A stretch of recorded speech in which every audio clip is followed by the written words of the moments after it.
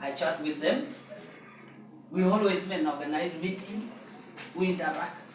Because all of us have one vision, observing the students of Lira University. So to me, I feel having a campaign which is entirely friendly, without any political influence, will help me to move and live better after campaign. Understood.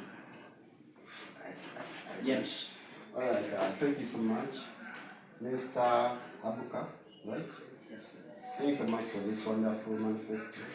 It captures most of the things. However, the only thing is that you've not given us more about the status quo. Most of the things look to be like innovations or innovations. However, a few things have caught my attention.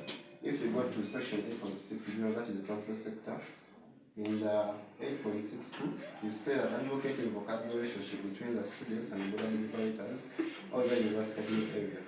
I'd like to know the current status quo that is forcing you to do this. Thank you. Research has shown, my own research and my investigations has shown that there is a gap, especially communication gap between the students and the administration of Lira University. Why?